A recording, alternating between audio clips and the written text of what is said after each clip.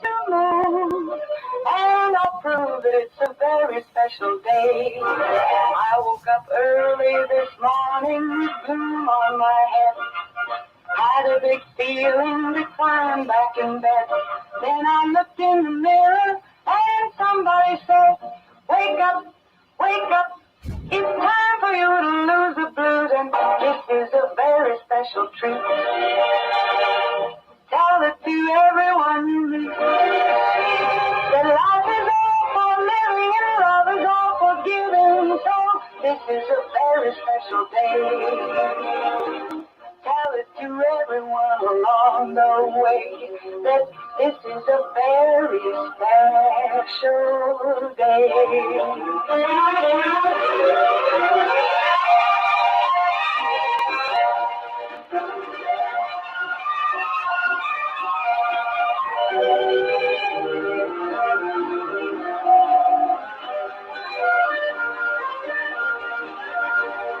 I woke up early this morning with gloom on my head. Had a big feeling to climb back in bed. Then I looked in the mirror and somebody said, wake up, wake up. It's time for you to lose the blues, and this is a very special treat. Tell it to everyone you meet that life is all for living and love is all for giving. So this is a very special day. A very special day we do have. It's Veterans Day, and happy veterans, and saluting all of our veterans. And this morning it is Thursday. That means my partners in crime, my co-host this morning, we have Dennis Baxter and Autumn Hall from Celebrity Home Loans. Good morning. Good morning. And happy Veterans Day. Yeah. Awesome. It is Veterans Day. Yeah. I had to explain to my 5-year-old what Veterans Day was today. I love that. I love that. We need to teach them. Dennis and I were talking about that, how important it is. It is. Our history and thanking our veterans and for what they do. And teach our kids what they went through. A little bit more about life. Everybody, I hated history when I was in high school. Just hated it with passion. It's like, why do I need it? But now I love it. And you learn what happened in the past to prevent that happening in the future, because history does repeat itself. Right? True. And I think every veteran has their own story, and they're all unique. Yeah. And it's hard. A lot of times they don't want to talk about it because some of it can be very difficult. But it's so valuable, to hear the stories. Mm-hmm. And I think that's, Well, I think that's important too, because I know we have, my family, I have a lot of veterans, and they don't share. Mm-mm. They don't want to. Difficult, right? And I don't think we really understand the depth of their sacrifice. I agree. Very well said. Very well said, Autumn. I agree. And my dad was a Marine. I salute. I'm so proud to say that. And he did share some of his stories. I was telling Dennis some of his stories, but it was, it was a difficult time sometimes to talk about some of the stuff. So, so I agree with that. But anyway, so saluting them. And I do want to remind everybody today at 11 a.m., which I love our community for doing this, and this is a tradition for sure, at 11 a.m. at the courthouse lawn. Right across, you guys can come right on over. We just look out the window. That's right. Open the door. We actually have a special seat for you two. You got the what is it? The VIP. We got the VIP seat. And even we'll unfold some chairs right in front of our. There you on go. The sidewalk. Come there sit you down. go. So this will be today at 11 a.m. in the North Courthouse lawn, right there in front of you guys. The Master of Ceremonies will be Kevin Bateman. Tending the flag will be the Scout Troop, which I love our Scouts. 4029, Pledge of Allegiance, everyone. Invocation, Rick Main. Presentation of Colors, American Legion. Placing of Wreaths, American Legion and VFW Auxiliaries, Daughters of the American Revolution. Musical salute is Christian Warriors. Introduction of speaker, Kevin Bateman. Speaker will be Uriah Cleek. Very going to be good. Pay tribute to our fallen veterans, the VFW Firing Squad. Taps, American Legion. Dismissal, Kevin Bateman. Sound system by WSLM, and that is a tradition that we have done here. I can't even, since I was a sparkle in an eye, since I was a twinkle in an eye somewhere. Anyway, and so we're very proud to be a part of that. WSLM will be there with the sound equipment. A free lunch will be served by the American Legion Auxiliary, and those ladies can cook. And that'll be immediately after the program at the American Legion Hall at 209 South Main Street. Everyone is urged to attend and support and honor our veterans, and it's a fun time to actually get caught up with a lot of the veterans and tell them thank you for your service.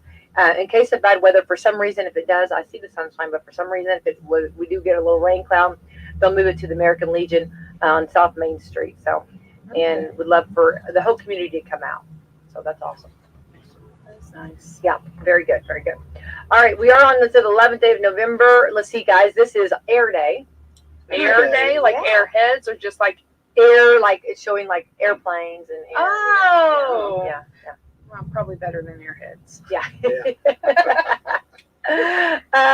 Let's see, this is also National Metal Day, and it shows like hard metal bands. Okay. Okay. Oh, okay. Okay. Yeah, I get that. there you go. Ooh, National Sundae. If I was making you a sundae, Dennis, what would you want me to make? Well, how do you make your sundae, Dennis? Oh man. Chocolate, caramel, peanuts. I mean, whatever you want to throw on it, I'd be okay with it. And the cherry on top, right? And cherry on top. There you go. What about you, Autumn? I'm simple. I kind of like just the vanilla ice cream, the pecans, maybe a little caramel drizzle, whipped cream. I have Whipped cream does come Yeah. with Gotta have whipped cream Yeah. and a cherry. But I don't, if it gets too much, too many. I like it to keep it clean and simple. All right. This is also Singles Day. Hats off to all of them. We said Veterans Day. World Quality Day. Don't you think quality instead of quantity is sometimes a lot better? I do Always. actually. Quality is always better than quantity. Yeah. Doesn't matter what it is in life. You know, when you're little, when your kids are little, it seems like you want the more. I get confused. So hang on, I gotta say this. You get more quantity, and then as they get older, they want more quality. Quality time. Right? Yeah. We need quality time all the time. But I meant like on gifts. I'm thinking of presents. Well, You know, even their time, like Yeah. you know, when your kids get older and they're running, like I feel like sometimes I see my kids as I'm dropping them in off at school or off at practices. Yeah. But you know, I've really learned to take the time and enjoy those 5-10 minute car rides I love that. and just have, you know, there's something about when it's just like if it's just me and Max, or like when I take Kinley to tumbling, it's just us, and just having like good conversations, and you know, it's not a lot, but the quality is better. Yeah. You know. And you can get a lot said. That's good. That's good food for thought, because a lot of times, you know, when you have children, I always like sometimes I always say like I didn't write my day today. Like I didn't like Yeah. I was doing what everybody else had said it needed to be done. You know what I mean? Right. Like and as far as work meetings, you know what I mean, or you know what I mean, or other things, you know, just Right. doing. You weren't in charge of it. No, I had so much stuff to do, and in that it's not bad. But like you said, sometimes we don't stop and smell the roses. We don't realize that you do have that time, and it's a golden opportunity. And you can really make some good memories in 5 minutes. You know what I mean? Yeah. Or so, you know what I mean? And these are moments that they're going to remember. You know. Well, and it's funny because Justin's always a morning person. I'm not very much, but his schedule used to be crazy, and I used to get so mad because he would wake the kids up in the morning, and he'd only have maybe 10-15 minutes with them in the morning before he had to go to work, and it would drive me nuts. But that was his quality time with them, and they loved that. And so that's kind of where I'm like, you know what, it doesn't have to be a lot. Right. It doesn't have to be a lot. Just take advantage of what you have. Yeah, and make it real good quality. Yeah, very good, very good. Yeah, good food for thought for anybody out there. You know, sometimes it's hard though, because you know you're thinking what your next move is, what you got to do next, or you know, or did I put the laundry up? Did I turn my trailer off? Did I?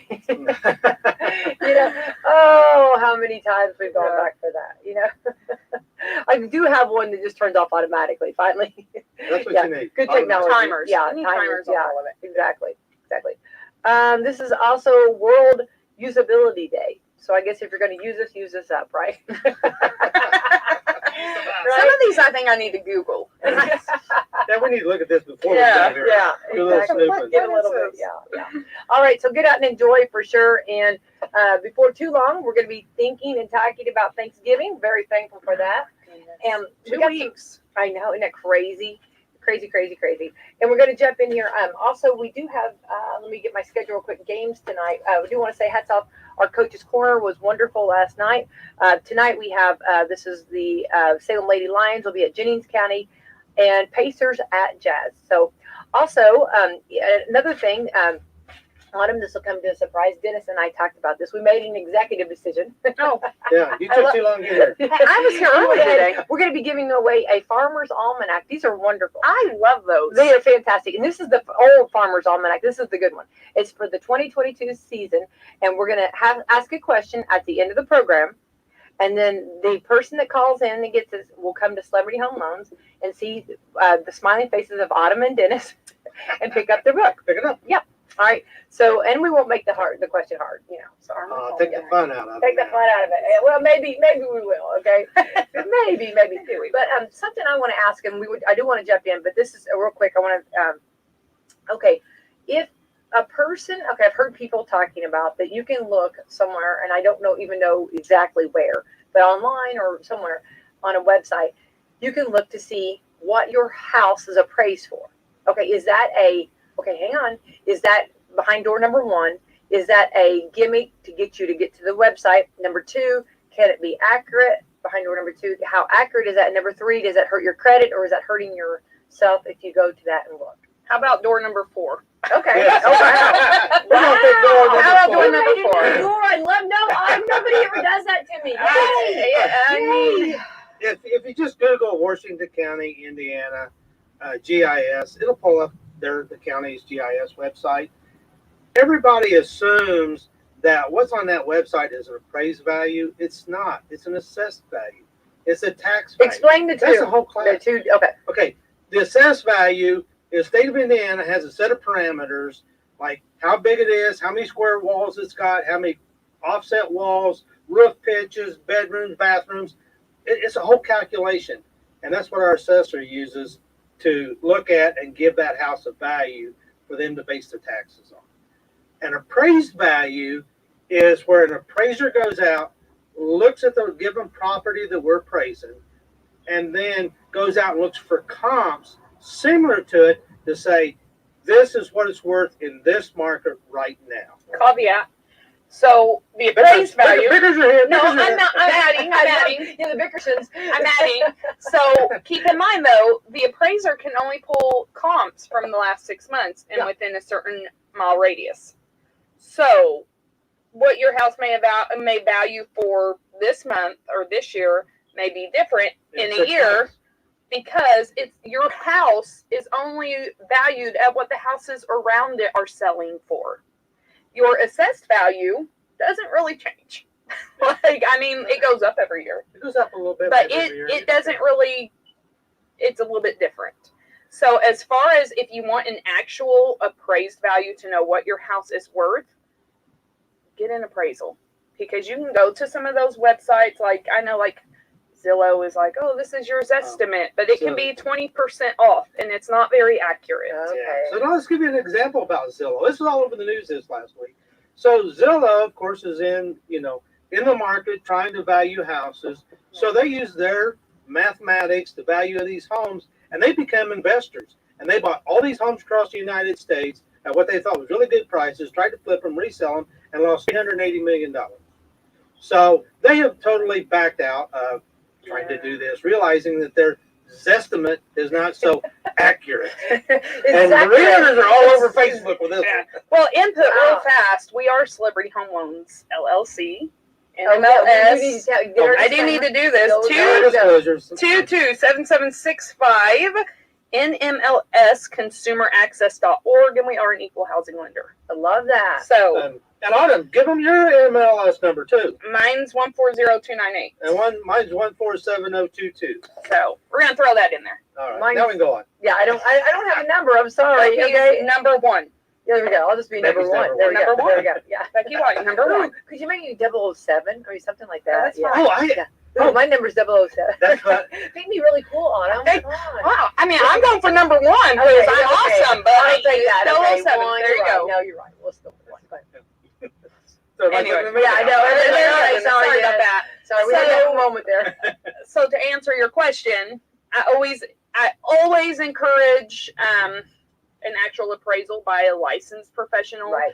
You can though go, like we have excellent realtors, and you can, if you're thinking, hey, maybe I want to sell, maybe I want to, they will do a market analysis for you, which is kind of a different You know, they always do a market analysis, which they pull their own comps. They don't have the same adjustments as an appraiser, but they'll say, hey, this is what we, you know, this is what we would list you for. Okay. Yeah. And so they'll do a market analysis, which is kind of similar. All right. Well, I just wonder because, you know, okay, like when you check, like, remember how, like, sometimes, like, or I don't know if this is much anymore, but like when you check your credit, you know how, like, everybody, oh, that hurts your credit score. Remember how, Well, yes and no. remember that though? Yes. Like, kind of, you hear those stories. And then, so then I wondered if you did that, then if that would kind of be Right. similar to that. So hard pulls do hurt your credit score. If you do like a hard pull, it shouldn't devastate it. Autumn, I'm getting there. hard for. Follow me. I'm getting there. Hard. A hard pull is when you actually go and you apply for credit. So Okay. I'm going to a bank. I'm applying online at CapitalOne.com, or, you know, I'm in the Kohl's line and they offer me a credit card. Like, those are hard pull. Those are people actually pulling your credit bureau. Yes, they do have a hit on your credit I score. remember that. Yeah. However, if you do 1 or 2 a year, it shouldn't affect you. If you go to the car lot and they pull it 20 times, You know, it's a different. you're going to see a difference. Okay, gotcha. A soft pull is like car insurance, Credit Karma. Updating your some of the banks will update like your charge cards and so forth. They'll look at them. They'll do a soft pull. Insurance companies. There's several online systems. Credit Karma is a good one. You can go pull it. You can download your debt, all your accounts, see what's out there. And we never see those. Like, if I pull your credit bureau, I'm not going to see State Farm pulled your credit. But it gets you in the ballpark. It's Right. not it's not a real number. It's their calculations, but it gets you close. And it's something you can watch. So if you're trying to work on your credit and trying to get it up, we recommend people get on there, do that. And as we tell them what they need to do, then watch that number and see if it goes up. Now, it'll go up quicker than the real numbers. Right. So it runs about 3 months ahead of real numbers. And that reacts. But at least you know you're going in the right direction. Right. Yeah. Well, and then also on that, that's good information to know that. And I had another thought. Oh, was another thought? I lost my thought. Sorry. I'm learning. I know. It's like it's all these questions to ask, but it's good. I know. I was going to say. So this is something that if your neighbor, you know, a lot of times we hear the word keeping up with the Joneses or keeping up with everybody, but when your neighbor is actually bettering themselves, building a new home or refixing their home up, it's really a blessing for you because that's bringing your house value up. Is that true? If they sell. If your neighbor does a lot of upgrades and then you decide to refinance your house, I'm not going to know what your neighbor did because it's not in the system. So when you sell homes, it's in the NML? No, not the MLS. The MLS. MLS. And that's the other thing for sell by owners kind of hurt as well, because for sell by owners are not in the MLS and in the public registries, so that when the appraiser goes to pull a comp, if it's not in the system, he can't use it. So the value comes if you go to sell your house. Yes. Because then they would look around the houses next to it. Right. Yes. And when you're in the MLS, which is I don't know what it stands for, you probably do, but it's listing. There you go. So this is where, like, when people get on realtor.com or the local realtor websites and they see everything that's for sale, that is recorded and it is tracked. And so when those loans close or those homes sell, it's updated. And I have talked to appraisers. They have to pull from public record and from like a listing website. They have to have at least 2 legitimate sources to verify it's a legitimate listing or a legitimate sell. And so if you're a for sale by owner, it's only recorded at the courthouse. It's not recorded in any other system. So they can't really use that as a comp. Oh, wow. And then if you refinance, would that be something? If you refinance, they pull the houses that have sold. But like if I refinance my house and Dennis buys a house, my house will not be used as a comp because it's not in the system. I never listed it. It's already been recorded. So my house, which I did refinance this year and lowered my rate, nobody can pull that to use for a comp for their homes because it's not there. Yeah. It's just like I bought a house 2 years ago, and you know it was next to my daughter, and we just heard that they were going to sell. So I talked to them. You know, no realtors were involved, so it was never listed. And there's a new home that just showed up down the road from my house last week. And out of curiosity, like, what is it? What are they selling it for and all? And when I pull it up on realtor.com, of course, my house didn't show up as a comp because Right. it was never in the system. So that's the other thing, because we do have a lot of for sale by owners right now, because the market has been crazy. But if you're a for sale by owner, your house cannot be used as a comp for And that's other a problem people. with builders too. So you take the builders that build out in the country, then when they go to pull comps and we try to get values for these new construction homes, particularly during the crash, because so few sold. If a builder puts a new house up out there, you can't use that as a comp on the next one or another house down the road because it was never in the system. It was never listed by a realtor. So it was a double-edged sword that was hurting all of us. And I couldn't just take their private sale. That would not be allowed. So, Oh, wow. yeah, it gets pretty complicated. And Yeah. aggravating. And we've had people that are upset because they're like, well, I know this house just sold and Yeah. but I don't have the proof. It has to be from two legitimate sources. So I can't just pull the assessment card that shows the transfer and pull that. And that's the other thing with cash deals too. You have cash deals. I don't have any proof. Well, and we learned all about cash deals, didn't we, Dennis? Yes. That's, you don't want to. And now, and the problem we've got now is, so the values are jumping so high, and everybody gets really excited. And well, they got 270. I'm going to get 280, and they just sold last week. And they get in these bidding wars, and they may run that 270 to almost $300,000. And the appraisal comes back, and it's 270, 275. Everybody's mad, and it's like they go, but we have a person that's willing to pay that. Just because a person is willing to pay that doesn't mean that's what the market is. That's the reason we do an appraisal. I've seen farmers. So somebody come to me one time, and I bought the house, and I bought the property next to it. That was like 7 acres, and I paid more than it was worth. And they said, well, why did you do that? And I go, it's because I wanted it. It's next to mine. There's an advantage. I want it. I'm willing to pay extra. Because I'm not Now, loaning that on doesn't it. mean if Like you I say, get more, okay. you can pay the difference. Then that becomes a new comp. That drives the market up. That drives the next one up. But it doesn't mean that that's what everybody else is. Well, you won the bid because you're willing to pay the highest, but that's not what the market is.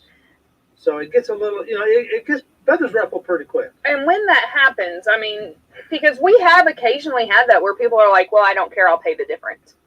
Okay, well then you have to pay the difference. So that means if you agreed to $250,000, but it only came in at $240,000, then you're going to have to put $10,000 down, and that doesn't count towards your down payment. So I still need 3.5 or 5 or whatever your minimum down payment is.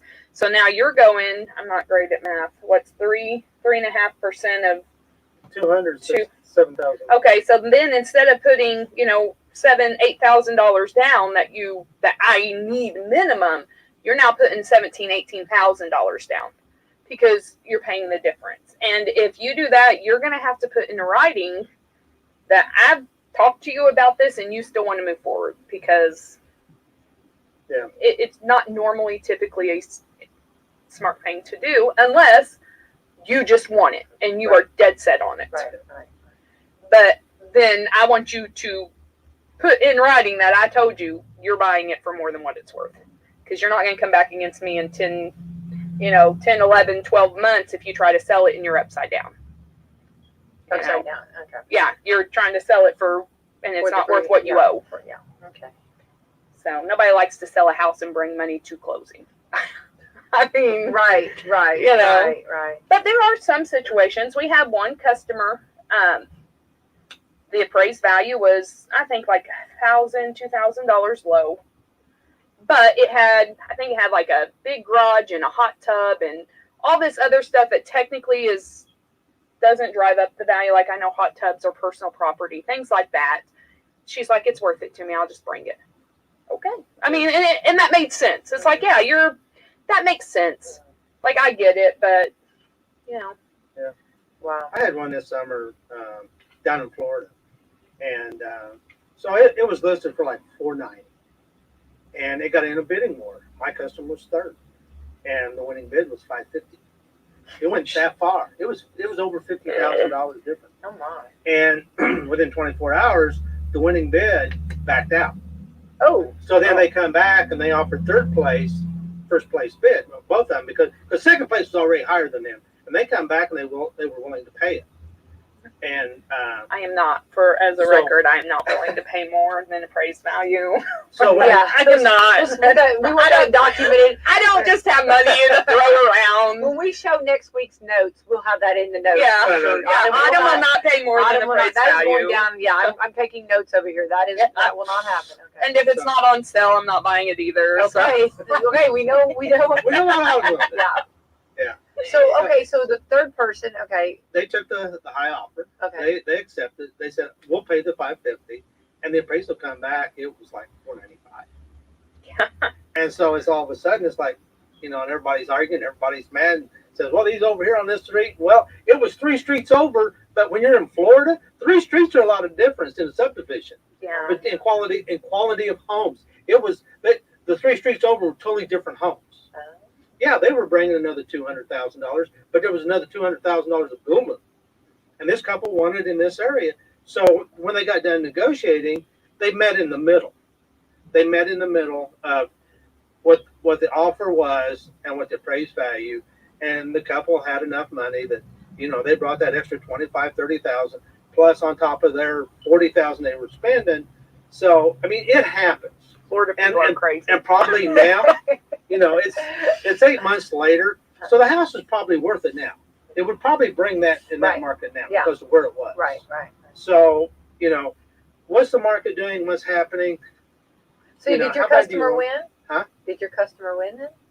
Oh, yeah, they bought it. Yeah. They paid the difference. Yeah. They didn't pay the total amount. Like I said, there was a compromise. But yeah, so God goes along. look at you. And we do we'll negotiate for it. Like, we're not realtors. We don't negotiate. We don't negotiate. That's the wrong term. That's the wrong term. With them, but we will discuss with them and what their options are. And, it's always nice to know your options. Yeah. I love that. Yeah, and you need that person. I mean, realtors doing their job, the bank, and so it's important for you to do yours and in helping people. There's that gap where people just need to say, is this a good idea? Or, or just what do you. Well, and again, it comes back to what kind of lifestyle do you want to live? Yeah. Like, I mean. Yeah. They do what they want to live. And just like Dennis had a reason for buying that land because he wanted it. It was next to him. And if it's something, sentimental, if it's something that for whatever reason, And I mean, there is a truth to it's worth what you're willing to pay. Well, and that's in everything. Yeah. There is a truth to that. Yeah. It's worth what you're willing to pay. But I'm not going too loan on what it doesn't appraise for. So there you go. Okay. So there is a boundary. We've got that one on record. It's a boundary. Okay. Don't ask for more than that. Yeah. Well, it is interesting, and I really appreciate you guys explaining that because I do feel like that there's a gap there. A lot of times people don't understand, and these are questions that we don't know who to ask, and so it's awesome that we're getting these questions answered. Well, and it used to be, and I'm not seeing this a lot. I mean, like right now in this market, you do have a lot of negotiations, but it used to be if the appraisal didn't come in, if the appraisal was short, and I mean that's a question we always get. Well, what happens if my appraisal doesn't come in?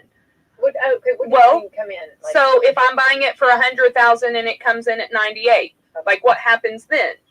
And so, now a lot of our realtors are putting in it must appraise for full value as a clause. Okay. But I always tell people, well, you have 3 options. You walk away, which I don't, you walk away, you ask the seller to come down, or you guys negotiate, or you bring the difference. Like those are your 3 options. It doesn't necessarily kill a deal. What's the 4th? Go ahead. Well, I'm confused now. You had 4 fingers going. Okay, well, so I think I combined 2. So it used to be probably 4 or 5 years ago. Well, if it came in, you go back, you say, hey, here's the appraisal. And I'd say 99% of the time we lower the sales price to match the appraisal. But it wasn't much at that time. It wasn't. And so now we're not seeing that. Now we're seeing, now we need to negotiate, meet in the middle, like we have a lot of negotiation now because of the demand. Right. We don't have as much supply. We have a lot of demand. So we do see more of those negotiations. I don't really have people walking away. I don't think I've ever had somebody walk away because of a appraisal value. I think we've always been able to come to something. Well, I think we've had a few lately, and it's just because they didn't have the money. If they walk away, they don't have money to pay the difference from negotiating. If the seller won't come down, Right. that's when they walk away. As a gentleman. Yeah. Well, that makes sense. So what about then? Okay, like nowadays with the market the way it is with realtors, are you seeing where? Okay, so let's say you put Dennis. I'm gonna use Dennis puts his house up for sale. Okay, so Dennis's house, does he add a little extra to that? I mean, what I'm saying, or does he put a little bit of a bumper there, or are they just okay? It seems like to me now with everything, not just houses, but from vehicles, everything's a price that they have to have, and there's no way to negotiate too much because it is what it. You know what I'm saying? Like the way I was explained was, you can put your house up for sale and you can put the amount that you've got to have you want, or you can put that bumper and wait 6 or 7 months for somebody, and you're going to eventually get to that mark. Does that So a realtor will sit down with you when you go to list your home, and they will do a net sheet. So, and we need to have one on here to say exactly how they do it. I've seen a couple, especially when we have our buyers are getting their down payment from the sale of their home. A lot of times we'll ask for that net sheet to put in to show, hey, this is what they're estimated to get. And they do work backwards. Okay, this is your payoff. This is the commission. This is 90% of the time people ask for closing costs. So put that in there. What do you want to walk away with? And yeah, all of that is rolled in.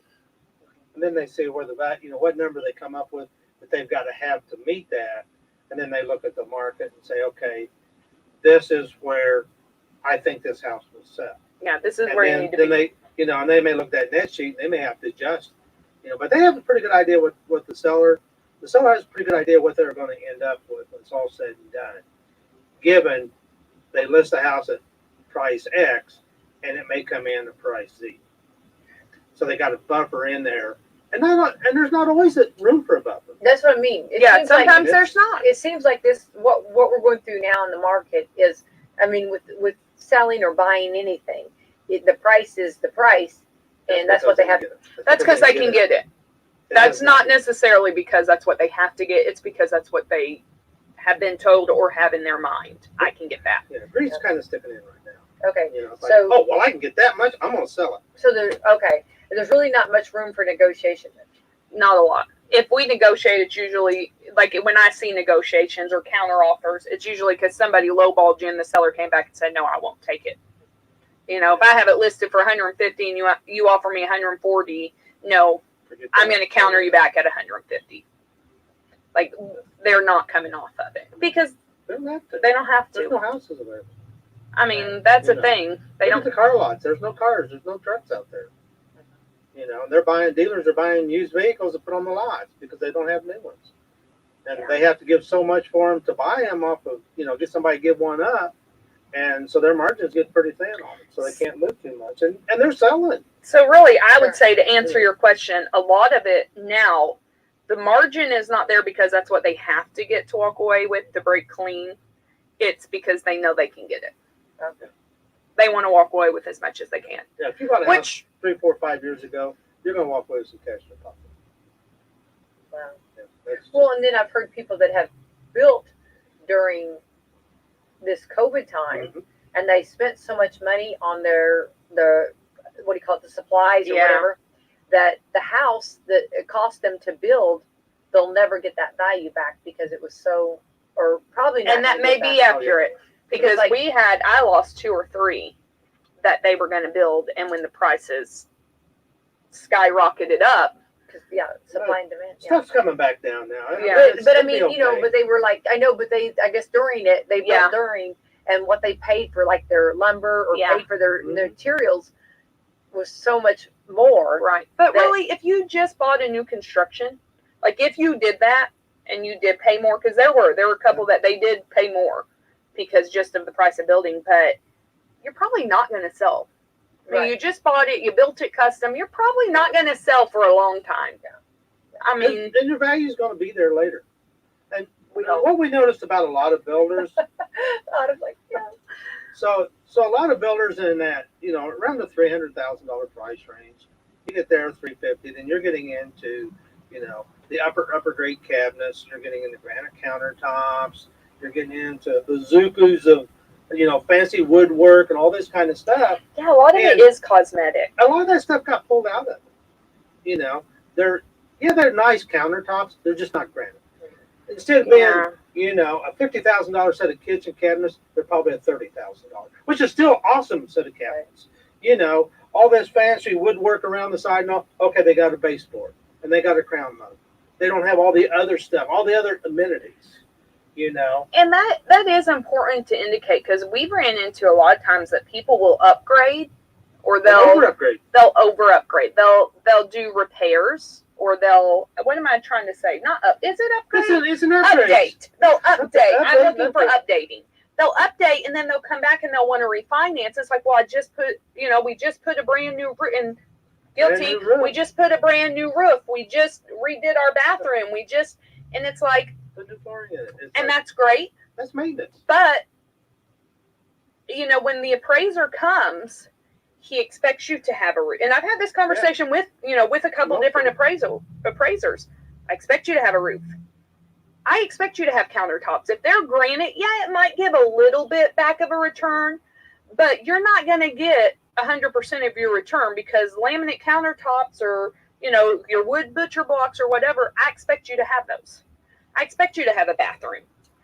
And so we do run into that a lot, that people, even sometimes when people flip them, and they're like, well, we just put all this expensive stuff, and it's expected to be there.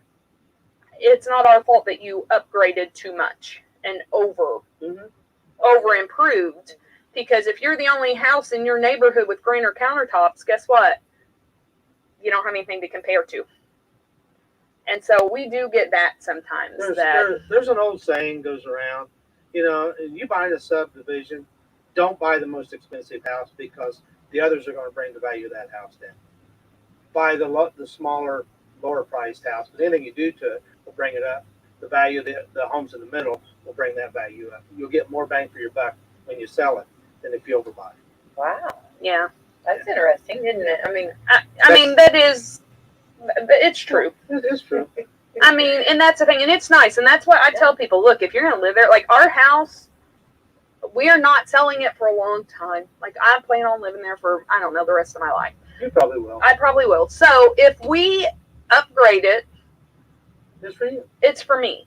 And I'm okay with that. Like, we did the metal, we just did a metal roof with I don't know enough about it, but like the covered, my little things are covered, and they, they're not going to rust out. And, when we redo the bathroom or the bedroom or whatever, I'm going to spend a little bit more, because I'm living there. Like, when we did it, I have a nice big super pot rack in my cabinet that I pull out, and all my pots and pans are, like, I know that costs an obscene amount, but it's for me. I'm not going to sell my house and expect to get that back. Right.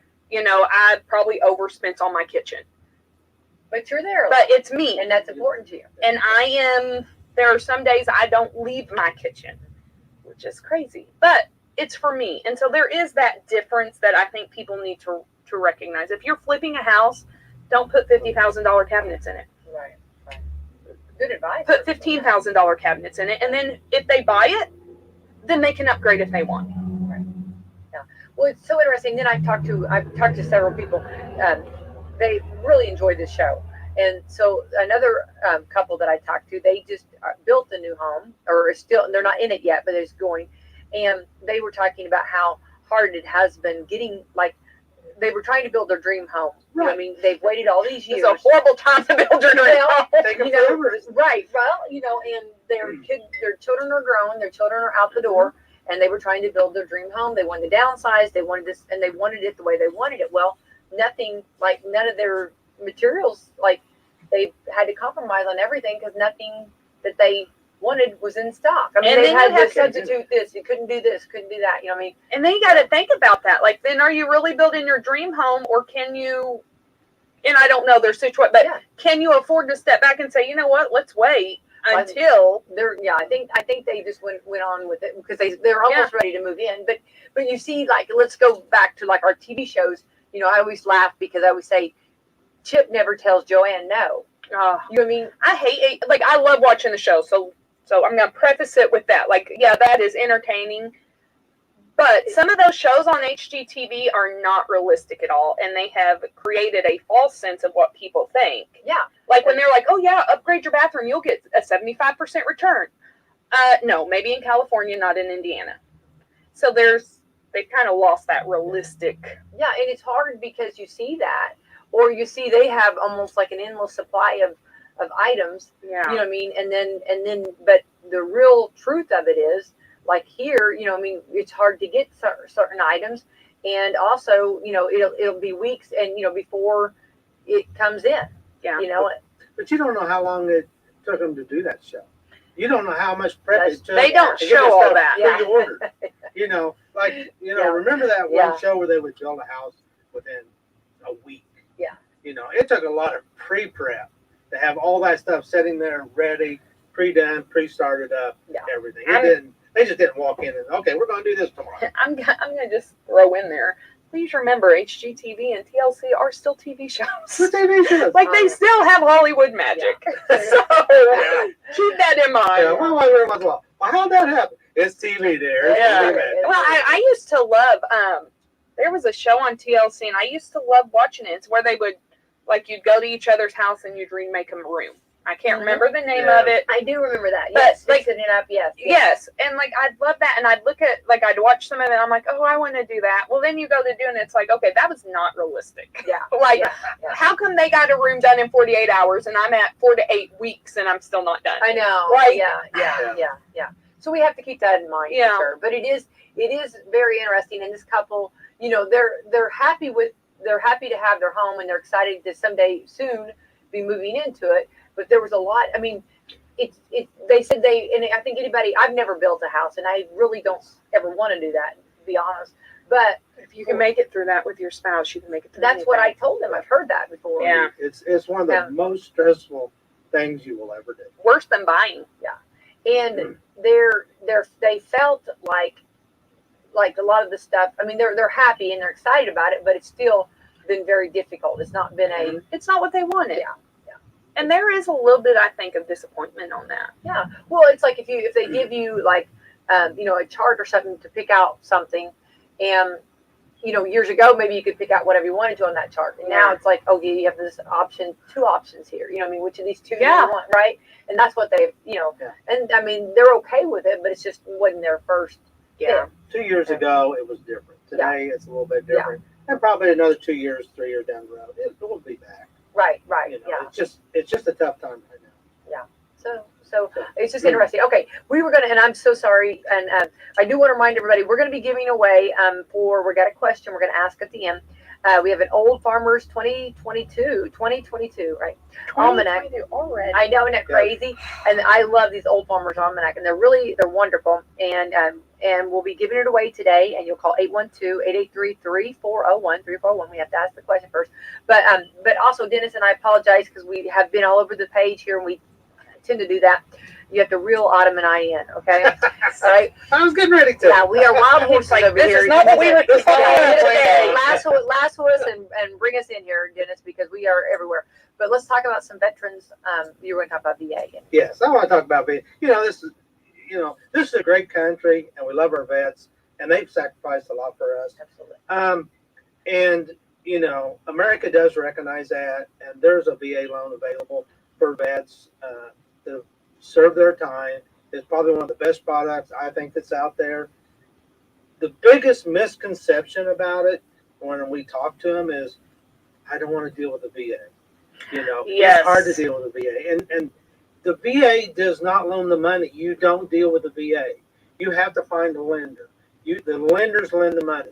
VA just insures it. So when if you're a vet, come and see us. Yes, it may not be the right loan for you, but if it is, it's the best option. It's probably the best loan I think that's out there. Love that. So the VA, they insure. If it goes into default, they insure. That's all they do. They have a set of guidelines. We have underwriters that are licensed to underwrite for the VA. We lend the money to the borrower, and we just attach the VA certification to it that if it goes to default, it's covered by the VA. The loss is covered to the lender, you know. And there's a fee for that. There's no monthly, but this VA loan has some of the best rates out there. Now, what people don't realize, and they take a little bit of offense to it once in a while, I think, is when I ask them, I said, do you have any VA disabilities? And it's kind of like, oh, no. And, you know, what the VA does recognize and what we see the most is that around artillery, the vets will lose a little bit of hearing. Yeah. It's very common.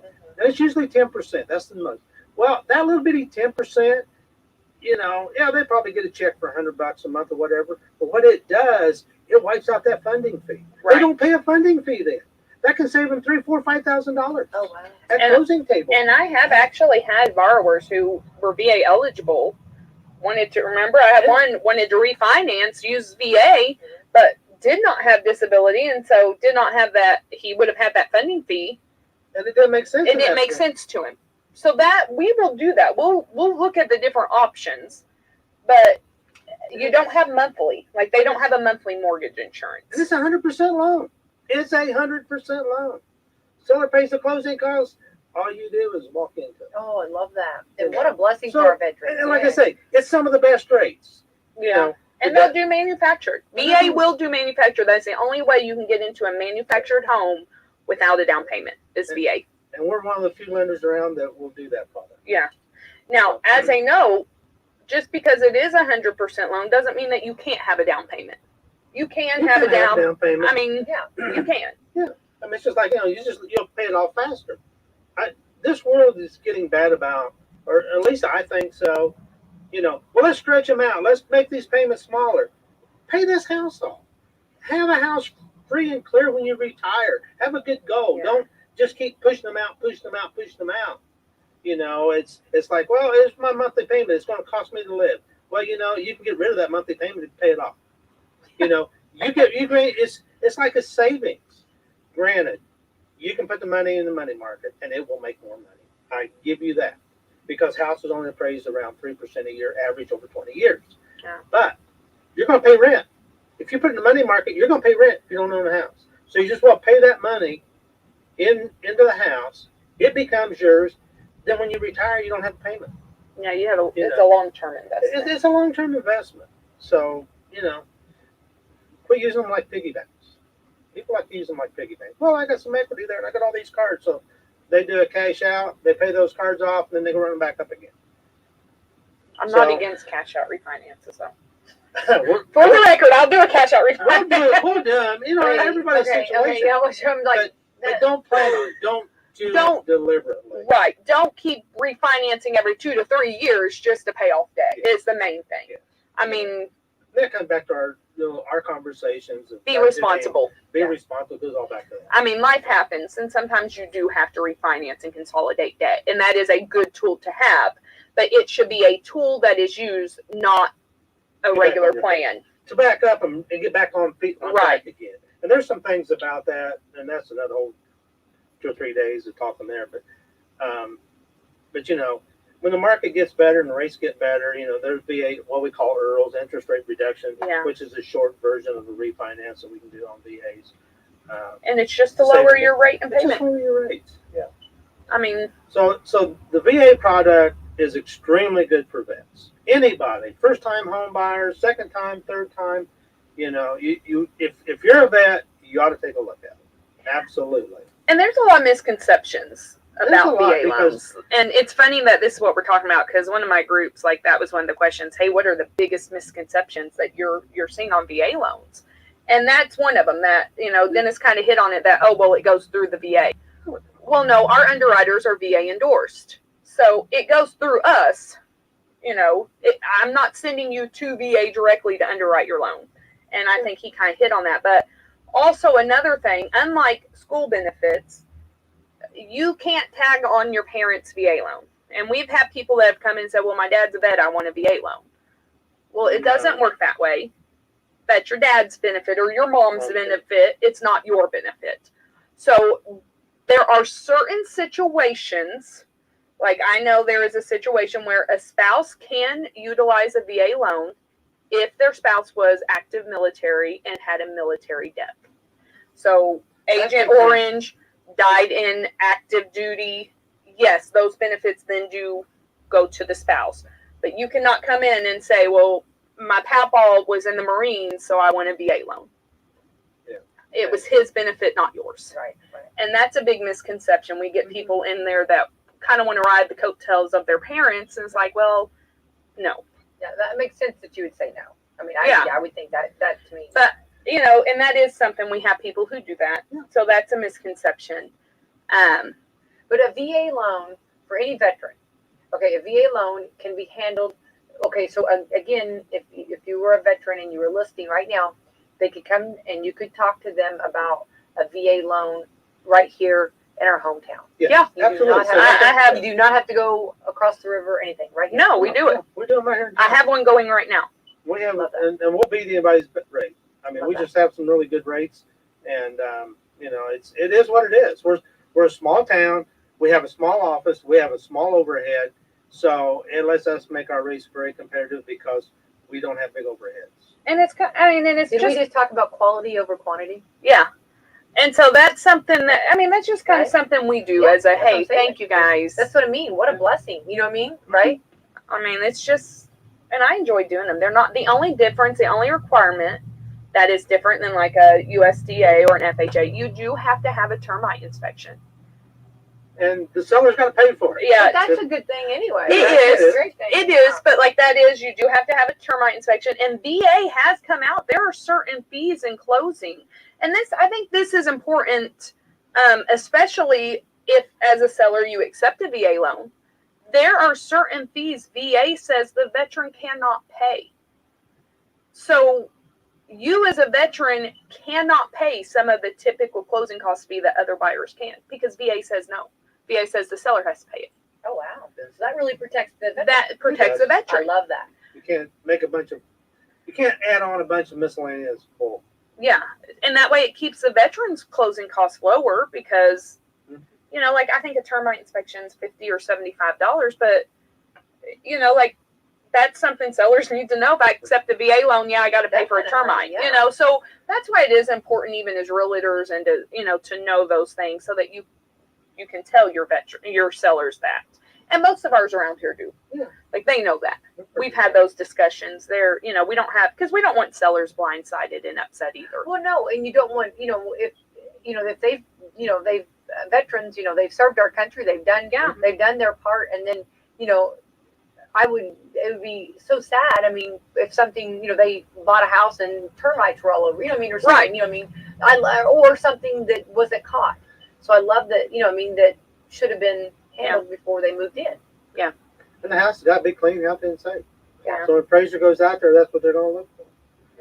And you've got to have a VA endorsed appraiser to appraise it. Not And just anybody can go appraise it. Right. And that is directly off VA. Like that is the one thing VA is involved in. They have their own appraisal platform. So the appraisers that, we have to go through VA's website to request the appraisal. And it is their own platform. They are all VA endorsed. So. I don't know what that has to do to get that is bring us a DD-214. If they don't have it, they've lost it, they go across the road to the courthouse, downstairs, the VA office there. Take care of it. Yeah, there you They'll go. take care of you. And then we just, we go on the website, use the DD-214, pull your eligibility up.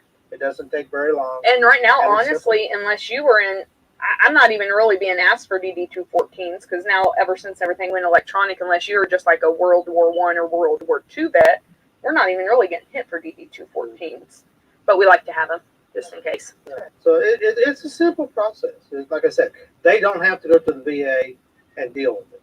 We don't have to go to the VA and deal with it, other than pull up your eligibility certificate, and that's all online anymore. So, you just deal with us, and we get it done.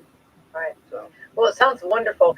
And is that for like if a veteran right now wants to buy a home, is that for like your first, is this like, is it for your first time home buying, or is this like if you just choose to? First, second, third, fourth, Doesn't it doesn't matter. The funding fee is a little different, the more times you use it. Yeah. But then if you got your disability, then you never have to worry about that. And there is, kind of to throw in there is a certain amount of eligibility.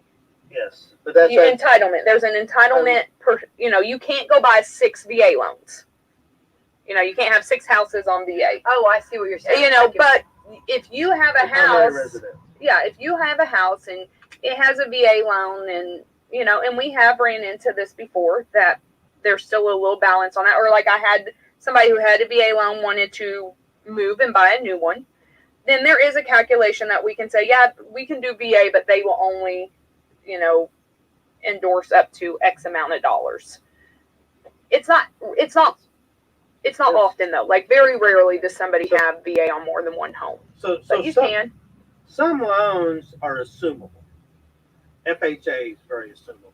So one of these days, these low rates, when rates go up, the old loans are assumable, can roll over to the new one, the person is very different.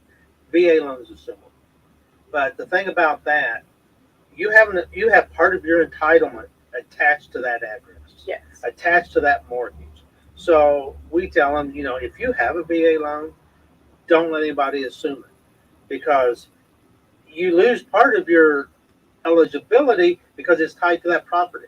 So if you sell the home, let them get their own mortgage. Right. That way, it replenishes your eligibility amount.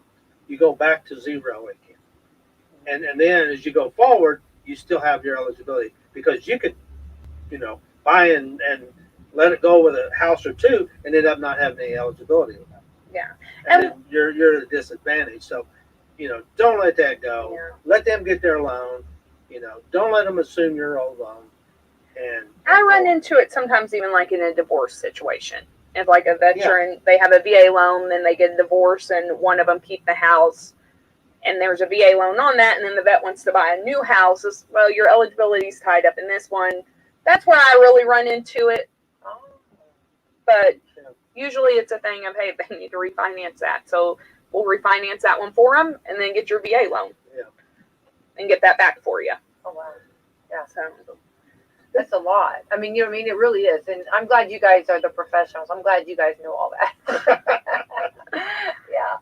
I don't know that I want to know all that. That's a lot. It gets a little overwhelming. And I hope there's somebody out there that gets a little more clarity after this program, Yeah.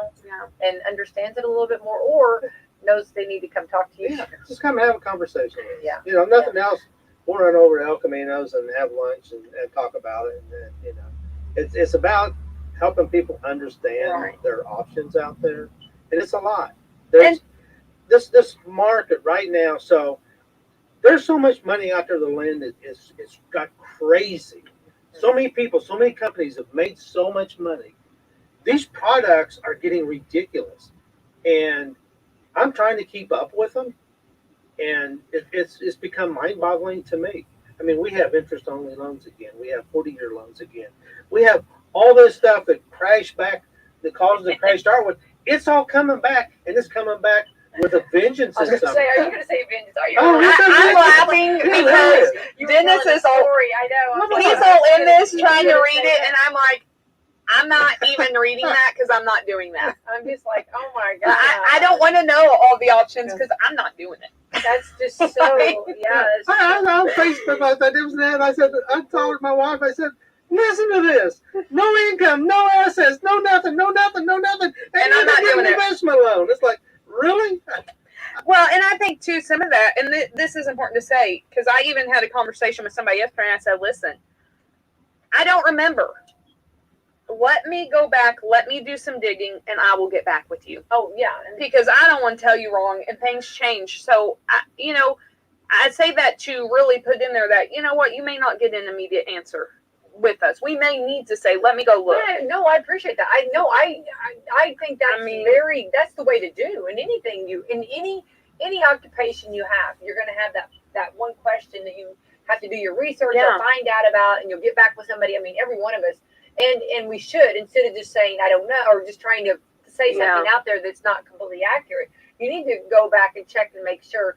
And as much as you're dealing with, and every loan, every person is unique. There's no two loans the same. There's no two people the same.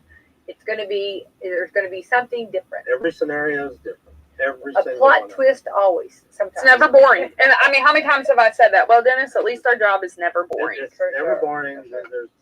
It's like you can't make this stuff up. It's not a movie. It's like this is real life. This really happened. I could write a book on this one. That's funny. That's very funny. Well, I think today, we're saluting and honoring every day our veterans today on Veterans Day. But the note about the VA loans, and they're available out there, and all you have to do is just grab one. Exactly. And here's what I'm gonna say about our office, and just realize it's our office because our office is doing it. So anybody that is VA eligible or think they are, if they call us this week and they can put an application in from today and this time next week, if they end up buying a home, we will refund the appraisal fee back at the closing table. So they can do a VA loan. They don't, they may have to pay. We'll do the appraisal, but at the end of the day, when they buy the house, we'll pay for the loan with the appraisal. The appraisal. So we'll give everybody, even if you want to refi and you want to know if it's a good option or not, come and see us. We'll give the same opportunity if we have to do an appraisal on the refi for some reason. But that's the one thing we can do. Appraisals are in $400 to $500. So that's a nice little chunk that we're going to do to our vets. It's the VA loan only. It's our office only. It's what Autumn and I are doing ourselves. Yeah. Like I said, if you come in, I don't care if you're pre-approved somewhere else. That doesn't mean you can't get pre-approved with somebody else. Come in. Let's see what we can do. Let's see what the rates are, and see if we can't help you a little bit more. But that's what we're pledged to do this week for our vets. I love that. That's awesome. Well, thank you for that, for sure. And, we are giving away an Old Farmer's Almanac. It's the 2022. I love them. They've got some really good information. Of course, it's one of those things that, like, you can start just reading all kinds of information from recipes and from Weather. Yeah, Weather. and the almanac I have found is really accurate. It is. They are. Yeah, this has been a few years ago, but like I said, and we did not have it anywhere on our forecast there was going to be a snowstorm. And it's really funny. I've got a gentleman that and he always reminds, the one person was right in the whole area was me, Becky. And it was because the Farmer's Almanac had said there was going to be a snowstorm, and it did. And anyway, so so I do believe in them too. Well, and I think it's kind of a lost art. Yeah. I mean, I think there are things in nature that kind of indicate, and we've kind of lost that a little bit with technology. I agree. Yeah. Sometimes we have lost some of our roots on that. Yeah. Like things that maybe we knew, or like when the leaves start, it's going to rain. When you start seeing the animals know it's going to rain. You know what I mean? Yeah. We've lost some of those instincts. Yes. Bingo. Yeah. Very good. So we need a question, okay? The phone numbers, I can give the phone number, 812-883-3401. That's 812-883-3401. Is this too easy to ask? And this is just, what kind of loan did we talk about this morning on Coffee Club? What kind Is that of okay? loan? What That's kind of okay. loan did we talk about this morning on Coffee Club? All right, let me make sure the line is open here. Oh, that would help. Yeah, it is. 812-883-3401. What kind of loan did we specifically talk about? What was our subject? We got to it a little bit later, but what kind of loan did we talk about today on Coffee Club? 812-883-3401. And please do not message me afterwards saying, I know. Just Call us. Call us. Please don't be shy on that. Maybe we need to open it up for texting. There we go. I think sometimes people can't call, if they're at work at something. That's true. I've wondered that. That's true. That is true. Well, please call 812-883-3401. If you, we specifically talked about one loan that was very, very important and very apropos for today on Veterans Day. And anyway, if you can give us that, this Old Farmer's Almanac will be yours, and you can pick it up at Celebrity Home Loans. And it does all kinds of weather forecasts for the regions of the United States. So there we go. Very good. Very apropos. You guys, let's do kind of just a quick reminder. I think we need to do this every time, that if anyone is thinking about possibly purchasing a home, this is the way to start. The very first thing you do is come see Autumn and Dennis. Sit down. Let's have a talk. Let's figure out who you are, what you're looking for, what you need, and set you up a game plan. Yeah, love that. Love that. All right. Real fast, I'm going to go ahead and throw this this out. We are Celebrity Home Loans LLC, NMLS 227765. You can find that online in NMLSconsumeraccess.org. We are a equal housing opportunity. Dennis's 155 unread text messages just stressed me out. Oh, yeah. Oh, it's okay. It pulled my attention and it stresses me out. Let's try not to look at that. Anyway, so Anyway, my MLS number is 1.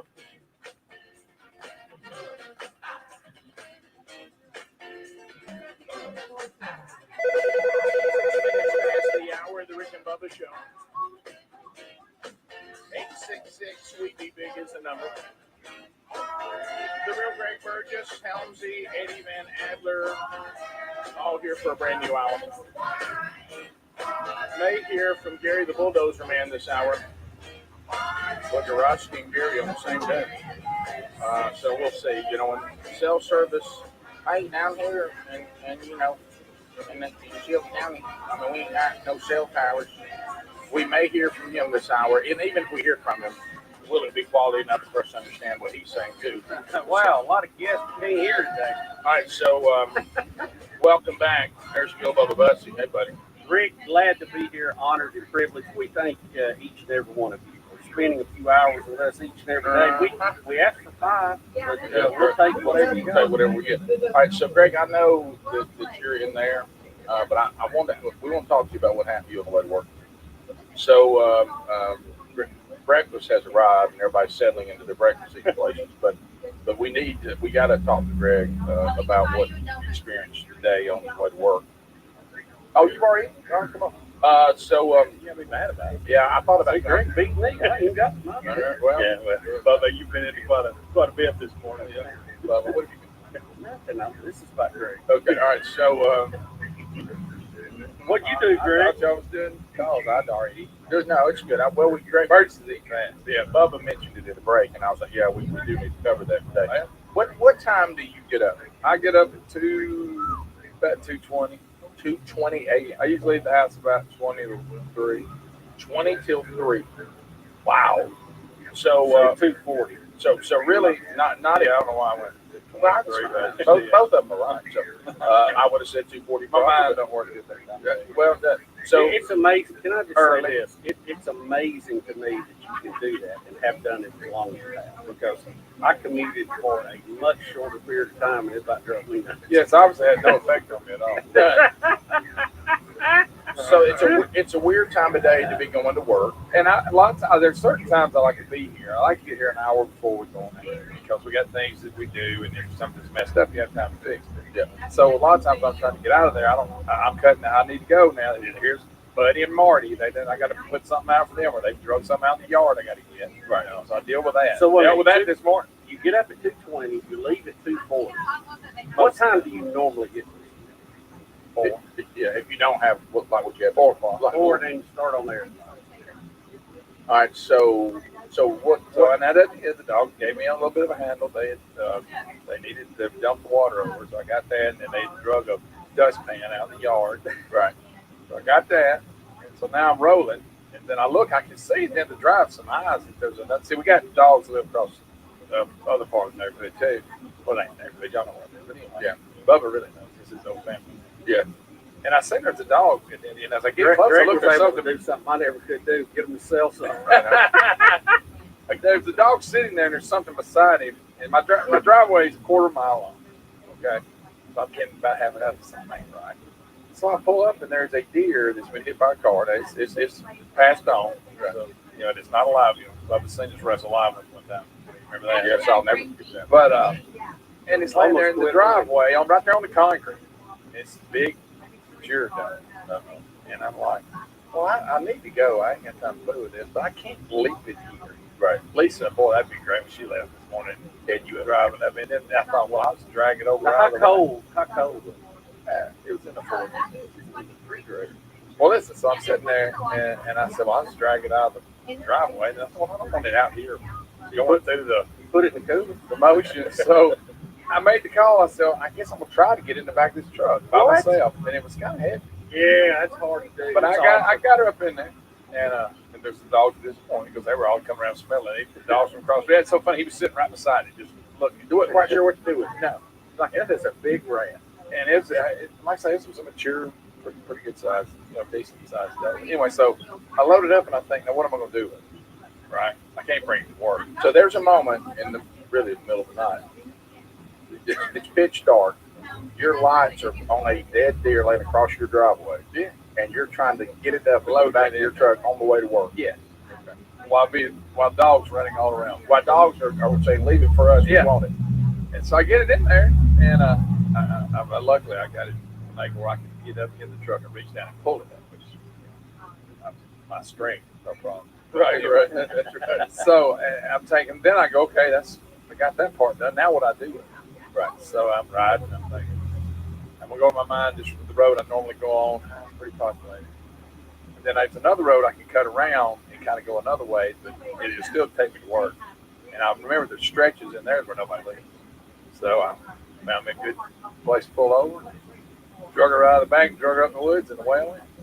So the coyotes in that area will be happy. Yeah, buzzing. So you dumped a dead deer on somebody else?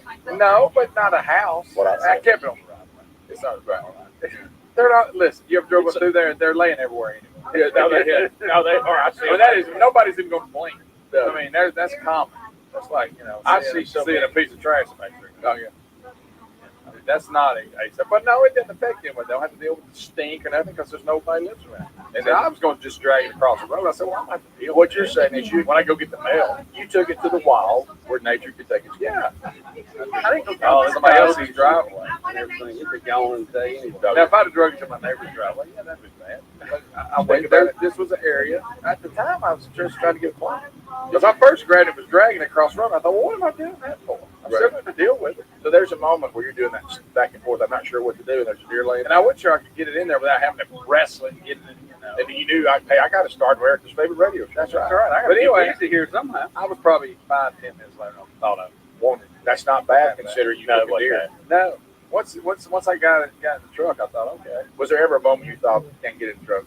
Yeah, I did it without having to just, because I didn't want to just, have it all over. Yeah, it wasn't bloody because there was none of that. But anyway, but yeah, the old car. The injuries were not, you couldn't see them internal.